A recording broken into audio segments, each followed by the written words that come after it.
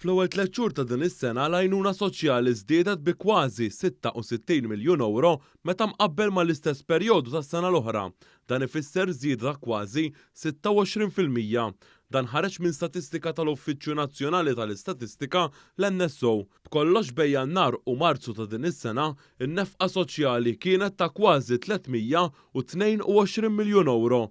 Fl-istess perjodu tas-sena li għaddiet, l-għajnuna soċjali laħqet il-256 miljun euro. Skont l-istatistika tal-NSO, il-benefiċċji kontributorji bejn Jannar u Marzu din is-sena żdiedu biżjed minn 66 miljun euro meta mqabbel mal-istess perjodu is-sena li għaddiet. L-akbar investiment mill-Gvern fl-ewwel 3 xhur tas-sena kien dik fil-pensjonijiet.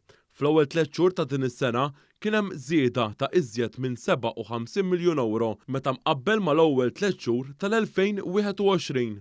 Din iż-żieda fl-investiment tal-Gvern fil-pensjonijiet hija minħabba l-fatt li għal darb'oħra fil-budget għal din is-sena il-pensjonijiet żdiedu għal darb'oħra.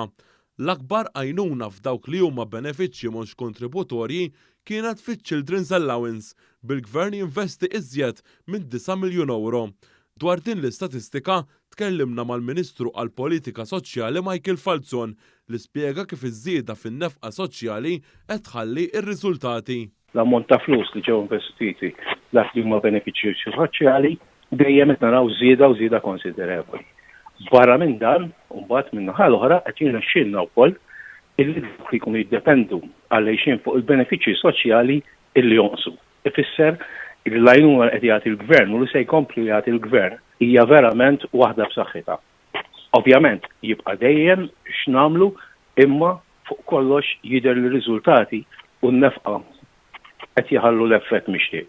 Dwar l-infiq fuq il-pensjonijiet, il-Ministru Michael Falzon qal kif il-Gvern se jkompli jżidhom sena wara sena. Ħadd ieħor ħallihom 22 sena mingħajr ma żidhom xejn. Dan il-Gvern għamel pledge fil-manifest elettorali tal-2017 u wettaqnieh, anzi biżnieh. U hemm pledge ieħor illi għamilna il-programm daħħal elezzjoni hemm pledge li aktar b'saħħtu u dak ukoll se nwettquh.